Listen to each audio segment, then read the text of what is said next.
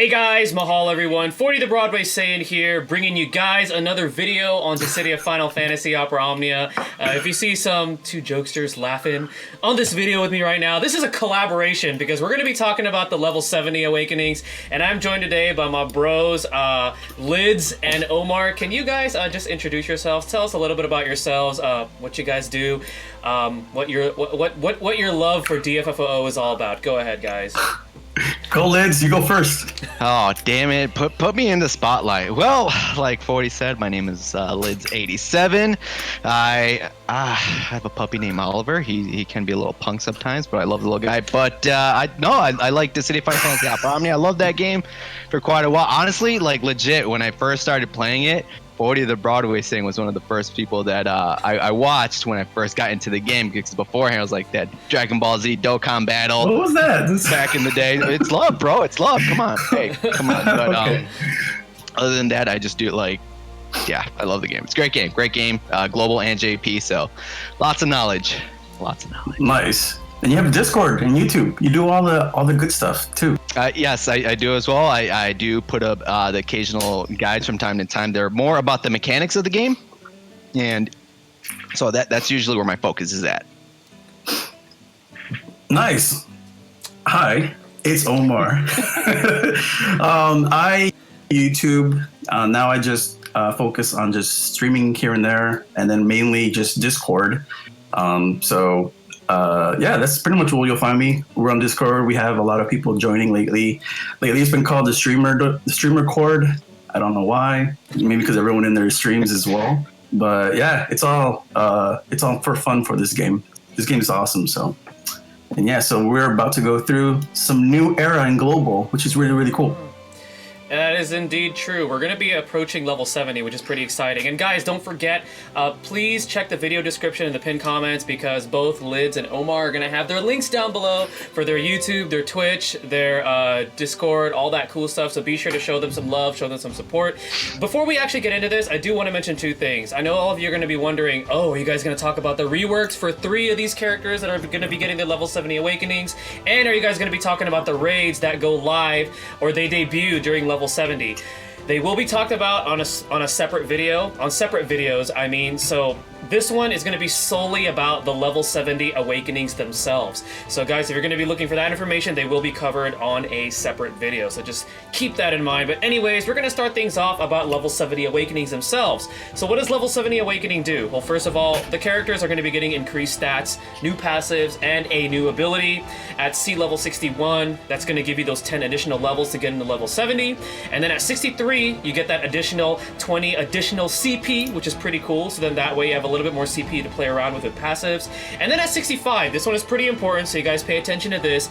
You're going to get access to a permanent third ability. Now, this third ability has no action delay and doesn't add to the turn count except for friend and summon. So if you guys are familiar with certain abilities, like for example, like Vane's Force of Will or all of his like plus abilities, right? That feature, the no turn delay and no turn count, is going to be applied to these third abilities. The abilities vary per character, and you have to equip them. So once you unlock it, be sure to equip it. So even if you like unlock the passive, you have to still equip it. So you want to keep that in mind. And just in case you're wondering, where's the ability? I want to use that ability.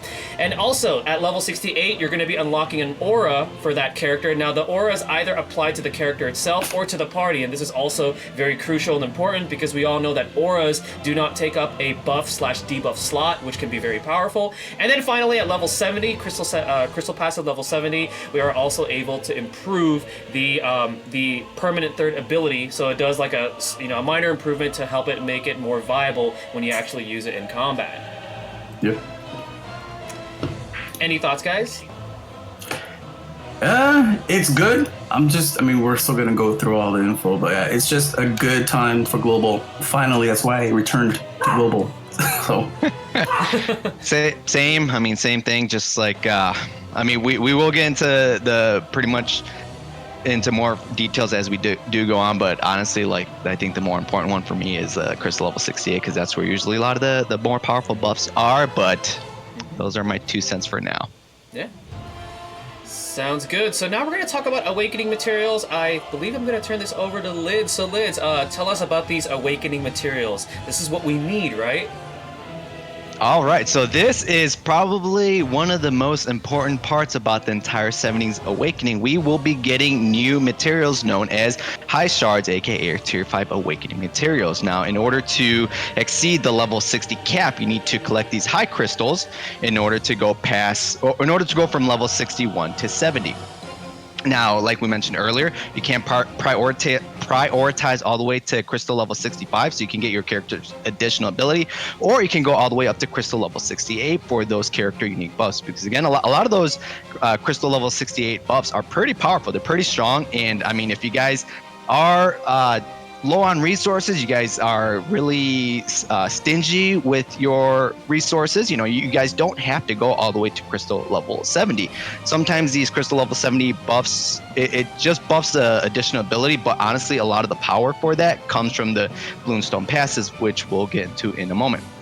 Now, in order to go from crystal level 61 to 70, you will need 1200 T1 materials, 925 T2 materials, 650 Tier 3 materials, 325 T4 materials, and 275 T5 materials. And in order to go from crystal level 1 to 70, T1, you need 3,441. T2, you need 2,680. T3, you need 1,750. T4, you need 600, and T5, you need 275. Holy crap, that's a lot of crystal. Happy farming, guys. Happy farming. Now, something to do, keep in mind, just pretty much how when we got the crystal level 60s Awakening back in the day, high crystals are going to be scarce when they first come out. Plan your awakenings, guys. Please plan out your awakenings. They will not be farmable via the cycle quests. You won't get them that way. You will be able to get them via new like heretic quest player missions, via heretic raid mission rewards, which is something new that we will be getting. New character events, lost chapters. And later, you will be able to purchase these via the Dissidia Point Shop. We don't know when precisely yet, because Global, we all know Global does things on their own timeline. They tend to do things a little bit earlier. But if we do happen to get them, they will be worth 1,000 Dissidia points. So it's just another source to get high crystals if you guys are hurting for them. So again, guys, if you guys are hurting for high crystals, you don't have to go all the way to crystal level 70. 65, 68 are the more important ones. But so I guess what to take from this is you don't have to go all the way to 70. Definitely agreed with that for sure, because like, especially if you're new coming into the level 70 era, I mean, all three of us have both played JP and Global, so we knew how it was. But like, when you enter this, just don't be surprised if you can't get that character all the way up to their level 70 passive, because the level 70 passive is not the most important one. Go for the 65 perk first, and if you can, go for the 68. Unless, I think it was Omar. We were talking about it in chat, and Omar was like, we might get another what is it? Mog's What are they Gym called? Part 2. Mog's Gym. Mog's Gym. We didn't have the luxury of getting Mog's Gym in JP. All right, guys. So we're gonna go ahead and talk about the Bloomstones, which is also a new feature, a new item in a sense that we're gonna be getting at level 70 Awakenings. Mm-hmm. I'm gonna turn this over to Omar. So Omar, what are these Bloomstones all about? All right, so basically, Bloomstones are a unique item that you guys are going to be able to buy in the newly added Bloom Token shop.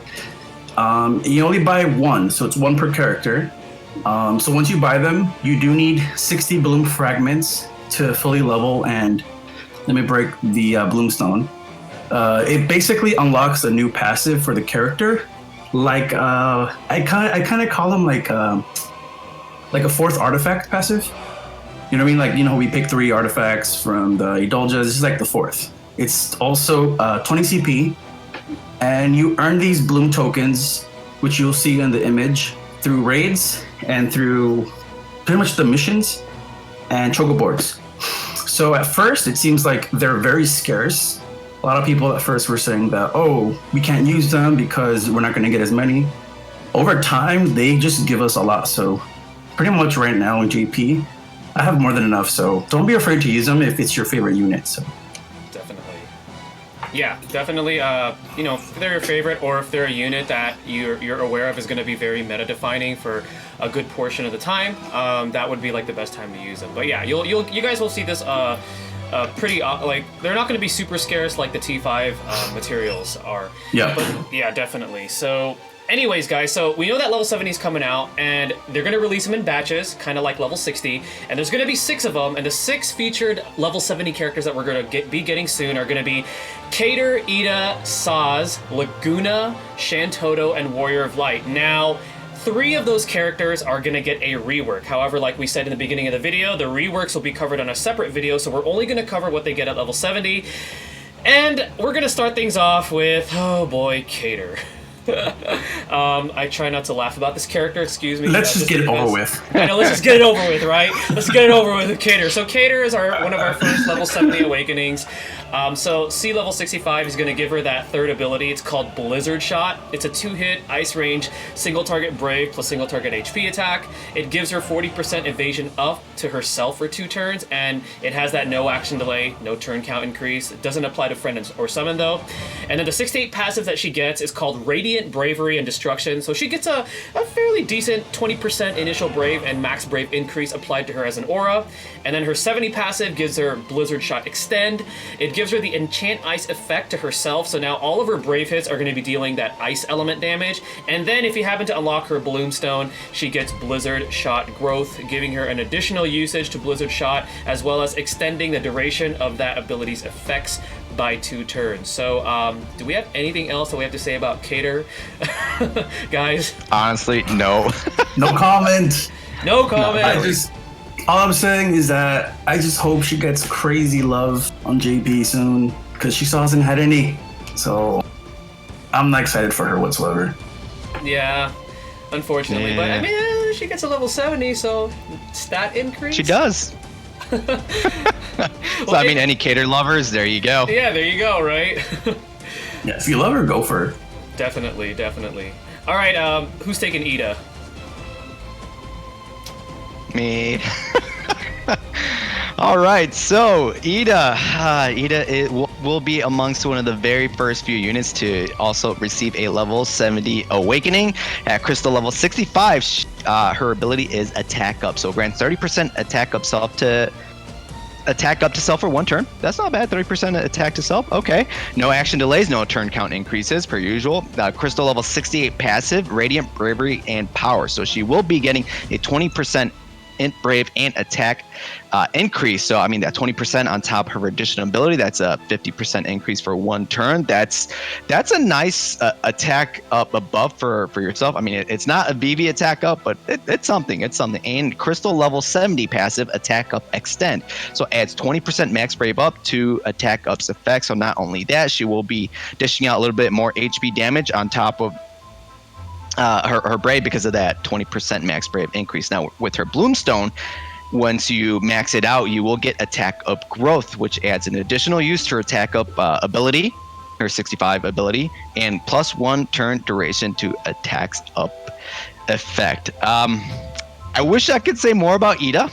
Unfortunately, at the moment, she's just lacking. She's very lacking, and I know, like, Lidz, give her a chance. I did over on JP. When the crystal level 70s did come out, I was like, oh look, Yda, because I did get her gear when I was chasing Warrior Lights and Shantottos. I did use her. I did max her out, her 50 and 35 CP. I got her boards. I took her into co-op and I was like, oh my god, this is so bad. You tried. I did try to give her a chance, but unfortunately at the moment she's a little lackluster. I mean, unless global surprises us and gives us a little bit more reworks than anticipated, which of course will be covered in a different video. But other than that, guys, she is not the greatest at the moment. Wah, wah. All right, okay, we're moving on, right? Sazh, yep, Sazh.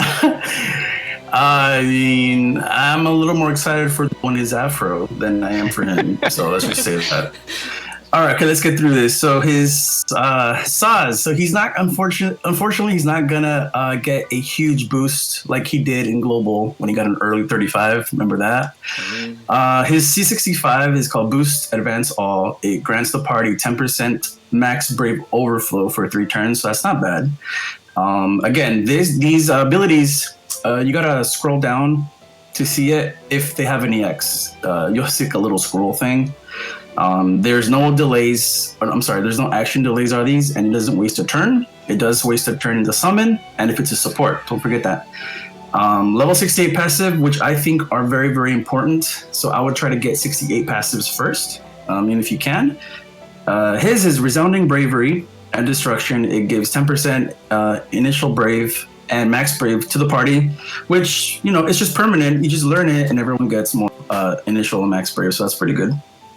His level 70 passive, which boosts the C65, is it also adds 20% attack up to the party boost and advance all's effects. That's a tongue twister. And again, when you activate the third ability, right below the unit, you see the numbers, a number. Those numbers mean the amount of turns you have with the I guess the passive working.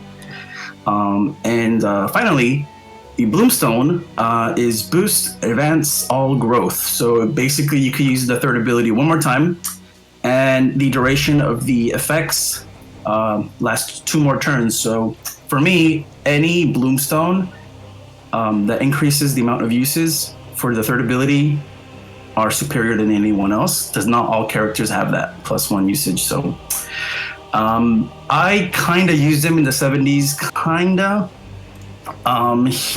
They just didn't do anything for him. He unfortunately doesn't have a EX at all. I don't think he has. He doesn't even have one right now in JP. So definitely he's a skip. Unless you are a fan favorite and you love him so much, then yeah, you could totally go for it. But I would skip him. I mean, hey, what do you mean? You want to pull from Lidz? Go. I'm skipping.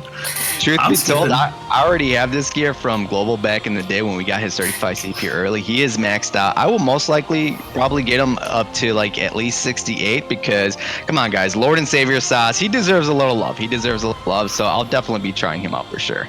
For sure. I mean, I don't know. As I said, the Chocobo I think is a little bit more powerful than he is in 70s, so we'll see.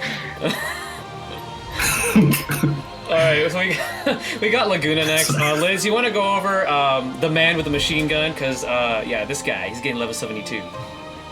Of course. So Laguna is getting a level 70 awakening, and he will be getting a rework, but again, guys, that will be covered in a different video. So at Crystal level 65, his ability is debuff damage up. So it's a 20% damage brave damage increase to self for 2 turns against debuff targets, which he is very excellent at doing. Both of his abilities have debuffs built in, so this will be very easy for him to hit that 20% brave damage increase in damage. No action delays, no turn count increase. At Crystal level 68, Resounding Destruction and Power, which is a 10% attack and max brave increase to the party. So now he's got that party. So more 10% attack and max rate to the party. That's not bad. That's not bad at all, just by equipping the ability. Crystal level 70 passive, debuff damage up extend. Adds 20% max rave up to the party to debuff damage up effects. Now his Bloomstone passive, debuff damage up growth. It adds 1 usage to his debuff damage up, which is his Crystal level 65 ability, and +2 turn duration to debuff damage up effects. Now, again, with the rework we're talking about on a different video, this isn't bad. This isn't bad for Laguna. He's doing more damage to debuffed enemies. He is buffing up your party. Again, that 10% attack and max brave increase. It's always useful in the long run, longer fights. And I just want to mention rework stuff, but again, that will be in a different video, guys. So in regards to Laguna's Crystal level 70 awakening, I would highly recommend getting him up to level Crystal level 70. What do you guys think? Yeah, I mean, he is one of the 3 in this batch that gets a rework, so not only does he get a level 70, but he gets that, so he's definitely going to be more potent and viable. I messed around with him for a little bit back in JP when he first got this. He did some wonders for me. Does he last long? It depends.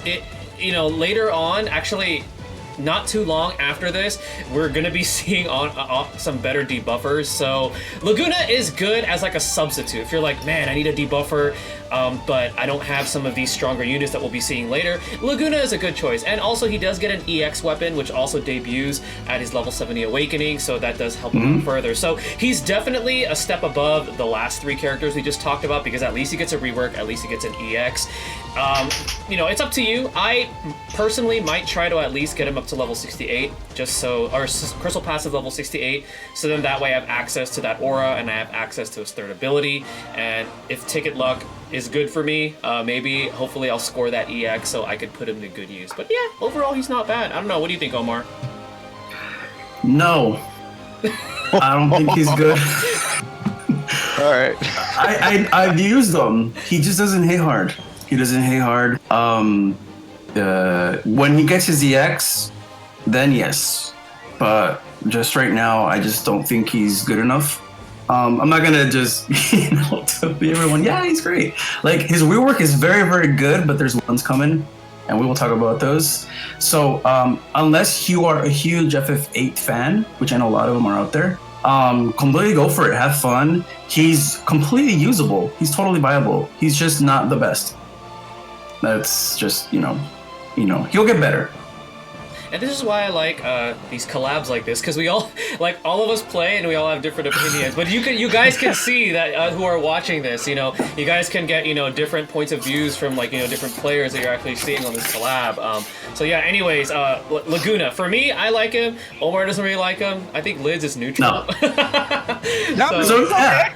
And these are just opinions. This is not fact. These are not like statements. Like you guys could pull, not pull. It's all up to you. Right.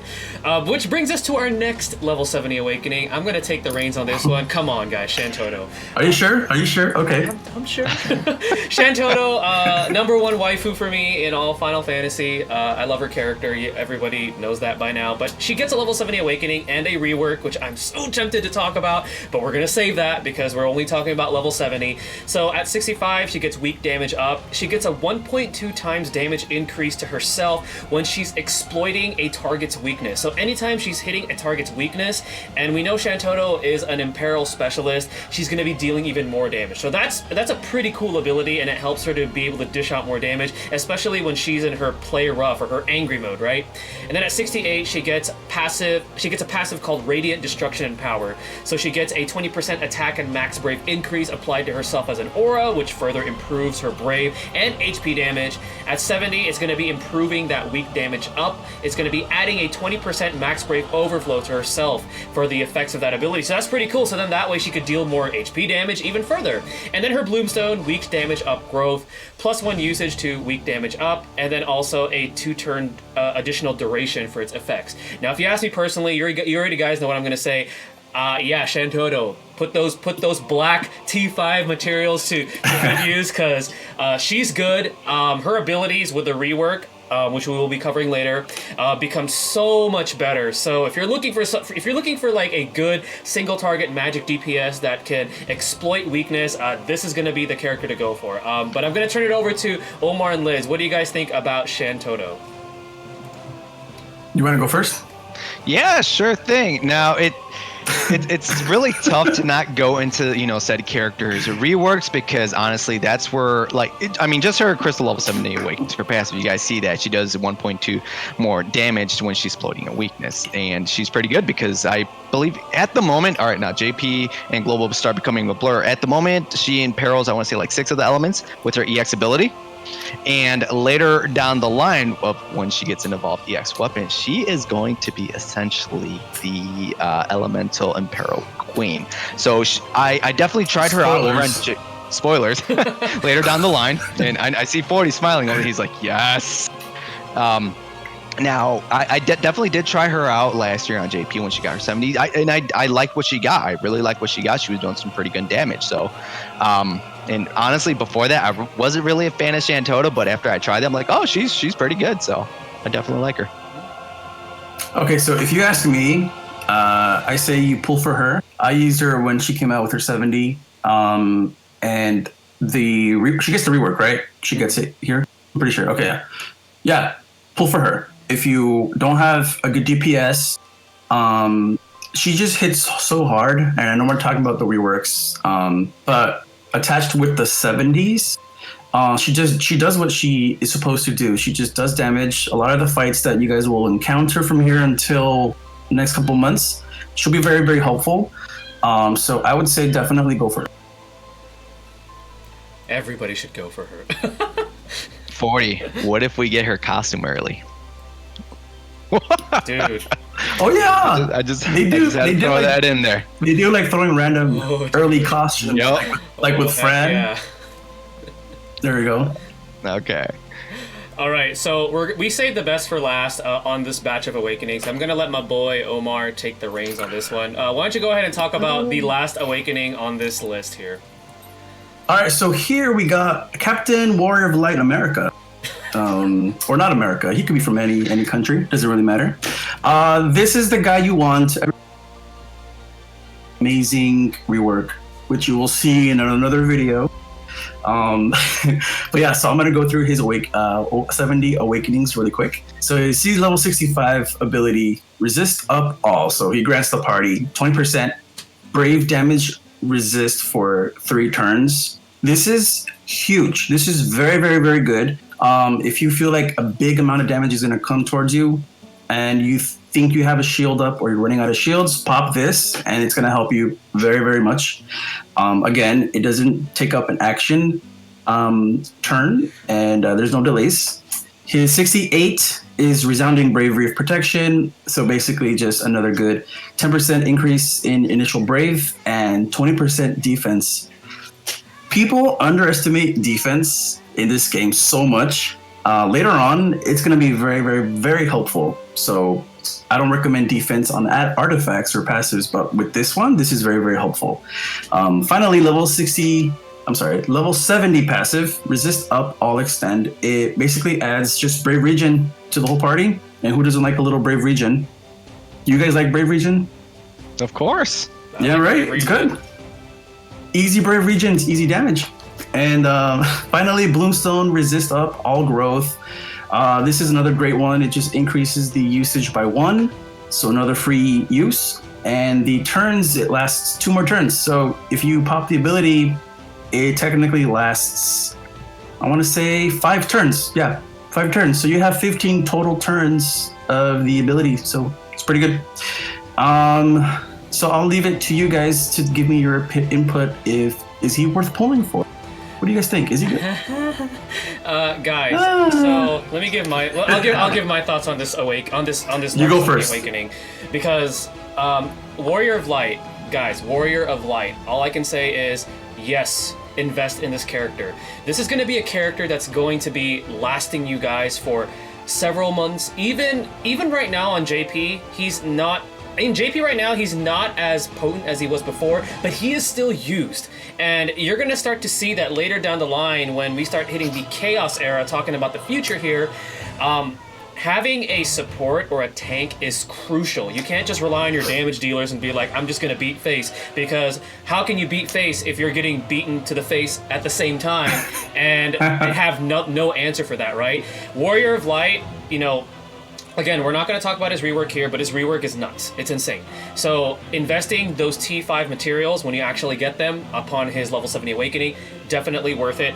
And I will say right now, even without his EX weapon, just with his rework and his level 70 alone, he's going to be doing a lot for your party. He's going to be saving you from so many dangerous situations. So yes, yes, yes. And I even will say it right now, you should pull for him over Shantotto. I don't even care if she's my favorite. That's how good he is.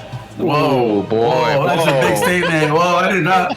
I was not expecting that. Go ahead, Lids. You want to go next? Do you think he's worth?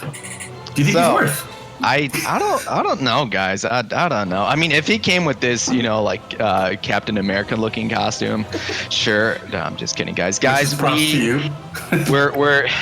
trying to emphasize, okay, all of us, how strong Warrior Light will be. He is going to be extremely, extremely powerful tank unit. Again, it's all tied into the rework, but just like what he said, just this guy is going to last you for months. From the moment he gets his awakening and rework, this guy is going to last you for several months down the line. Like you said, you don't need his EX ability. Mm-hmm. I personally like to have it on me because during the 70s era, the Cosmos era, over on JP, I would essentially run Warrior Light and Noctis. So we're always together, and then followed by Pain. Any HP damage that did happen to get past the shields with the Warrior Light's EX ability did heal up the party. So you don't essentially need to bring a healer if you do have his EX weapon, because I mean his shields, you don't have to worry about getting essentially all broken. There's no worry there. And with his EX ability, again, if HP damage gets through, he can definitely heal it up. So guys, he's an amazing unit to invest in. Absolutely. I disagree. Just kidding. No. Of course, it's like it's so obvious that this guy has been hyped for a while. If you've heard or seen what JP did with him or what they did to him when we got him, he got you through content very easily. He just gives brave, and obviously without going into what he gets, it's just if you don't pull for him, expect to have difficulties clearing content, and that's your prerogative. You guys don't want to pull for him, then don't pull for him. But it's just, you don't even need his EX. That's the great thing, is that he could single-mindedly make any other two-party. You could take Cater if you want. Take Cater. He'll help her out. Take Sazh, or actually don't take Cater, but you could take anyone you want. He'll help the whole party out just easily. And yeah, just have fun with him, because he's really, really fun. He's fun now, which is awesome. Definitely. Which brings us to the banners that's going to be coming out, which is going to be the last thing we're going to talk about for this level 70 batch awakening. So we're going to get 2 banners if they follow how they did it in JP, which is going to be featuring all 6 of these characters. One of the banners is supposed to have Shantotto and Warrior of Light's weapon together. I believe that's how it's still going to happen. I don't see any reason why they should change that. And then the other banner is going to be featuring Laguna's EX weapon debut. Now, from the top of my head, that EX charges really fast. The design on it looks really cool. It's essentially it's like the Ragnarok ship from Final Fantasy VIII, but like in like a cannon mode. It looks really, really cool. Should you pull? For me personally, I would value the Warrior of Light Shantotto one a little bit more, because there's 2 EXs on that, and both of those characters get really good reworks, and both of their reworks, along with their 70s, is actually better than Laguna's. So I would prioritize that banner. And now, if you want a pretty decent debuffer that gets better, a little bit of a better damage output, and also better with his EX and his rework, then you could pull for Laguna, especially if you're a Final Fantasy VIII fan. But personally, I would stick to at least the other banner. Now, if you want to completely save your gems, which some people are moving forward are going to be doing from these 2 banners coming out, both Shantotto and Warrior of Light's weapons will be in something called the EX token shop, which is another hot topic that's being talked about right now. You can actually get one of them for free from that. So if you just decide to completely pass on these banners, you'll be fine there. Just know that Laguna's EX weapon, I don't remember when it exactly came back again, but if you pass on that one, you might have to wait a little for that one to come back. So that's my long time banner. It never comes back. Yeah, I don't think I haven't not seen it yet over on Laguna's EX never comes back after, unless they change it up with Global, which I'm pretty sure they could, but it's not in the shop, and it doesn't come back on any banner up till now. That's interesting. Well, it doesn't have an EX Plus yet, so, I mean, maybe when it gets its EX Plus, maybe that's when it'll come back? Oh, yeah, when it gets its Plus, it'll come back, but if you're a collector, it's very rare, if that's a thing. I don't see a lot of it, so... No, that's what I'm probably going to do. I might throw some tickets on the Shantotto Warrior Light banner, just because I know how strong Warrior Light is going to be.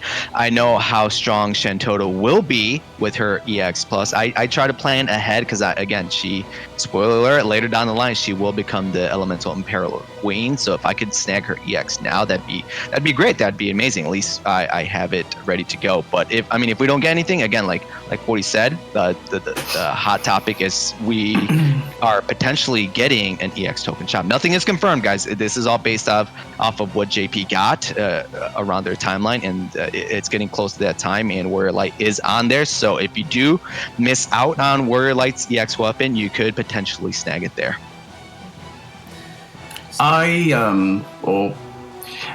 Pull for it. Don't go crazy if you don't have the Warrior of Light EX, because when Global gets to the EX Plus era, I don't know how many months, he'll be one of the first ones to come back as well. So if you don't get it now, you can always try again in a couple months. Definitely. So don't spend everything. Right, yeah, don't spend everything. And I will say, though, it becomes more important during the EX Plus era for Warrior of Light to have it then. But for now, with just the rework and his level 70 alone, he doesn't necessarily need it. It's nice to have, but it's not a necessity just because of how powerful his rework is that he gets along with level 70. So to close off the video, I wanted to give all of us an opportunity to give us some final thoughts about this first Awakening batch. Even like some thoughts about how to prepare for, you know, the future and stuff like that, because we know that there's other characters later on that's going to be getting level 70. So I'm going to turn it over to you guys. What do you guys think? Some advice for the DFFOO community? All right, so like, so I mean, it's like a presenter. All right, here we go. All right, so let's honestly, I mean, this is essentially like the next small phase, the next power creep, the next level, because usually a lot of these characters with their level 70s do get a lot of their reworks, and they are really strong. One of the main ones down the line, which I'm sure will be covered, like for example, like Noctis is when he gets his Lost Chapter. That guy's an extremely powerful unit. So that's just an example of how like some of these units can definitely be really strong. The 70s is going to be going on for quite a while. Even over on JP, we're still in the 70s era, so to say. I mean, we just have the next difficulty up, the Chaos. The next power spike is going to be the evolved EX weapons. Again, we can get into that in a different time. But honestly, guys, like just from here going forward, just because people are already talking about it, right? Over on global, Chaos is on the horizon. Chaos is definitely on the horizon. So definitely try to, if you guys can get past the Cosmos era right now, try to save up for those really strong units for the Chaos era, so to say, which again in this point is going to be Warrior Light. He is amongst one of the first. I believe he was in the first month when Chaos hit. He is alongside Garland's event where he does get an EX plus, and there are a select of the few units that will be strong that will be talked about at a different point. But that would be my advice: is definitely try to plan out your polls going forward. Yes. Okay. So there is. If you go in below in the description, you could go to 40's Discord. I'm sure he has a snapshot of the timeline that JP has.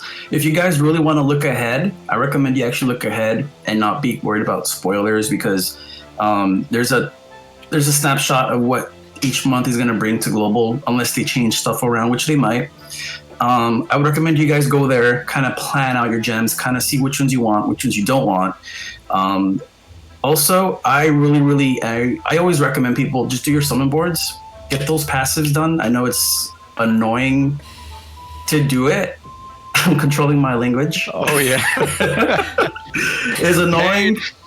Don't worry, those veils, we had to suffer through those veils too. So you guys could do it as well. Eventually they'll take them out. I would just do the boards because stats they matter a lot, especially later on. Also, if there's any banners that you guys want to pull on, then just pull on them. Like if they're a favorite character, pull for it. Don't get too into the meta, because eventually you'll, realize how to get around the battle, and you don't always have to complete every single event. You could clear it, use 100 gems, clear it, and just get it clear. That's good enough. Like I always tell people, like, this game is all about fun, and if you're not having fun, then you're not even playing the game right. You know what I mean? So just don't stress about it. Just have fun and keep watching Broadway's videos to come, because he's gonna keep posting more videos about reworks and all this other stuff. And yeah, that's it.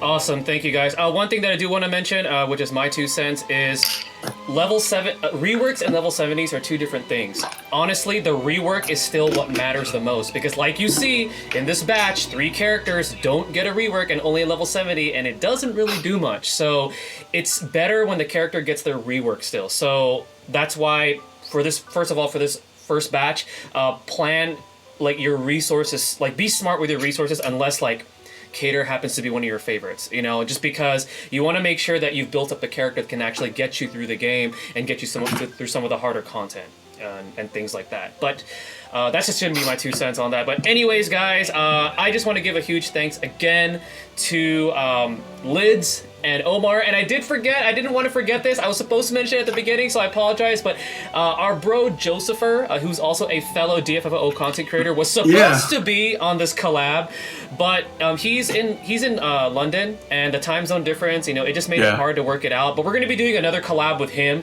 Hopefully we can get that all squared out. But yeah, I just wanted to let you guys know that Josepher was supposed to be on here, but he will be on another collaboration. But thank you to my bros. Thank you guys for joining me on this video, talking about the introduction to level 70s. Also, thank you for helping me out with these slides. Again, guys, reminder, check out the video description as well as the pinned comments. I'm going to be leaving the links to all of their social media, Twitter, Discord, YouTube, I don't know, whatever else you guys use. My Pinterest, my Tinder. There you go. No, none of that. Yeah.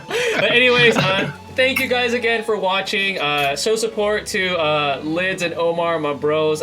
We'll be back with some more Dissidia, Opera Omnia, 40 the Broadway Saiyan. Lids and Omar, we're signing out. Take care, guys. Have a blessed See ya. day. Bye. Bye.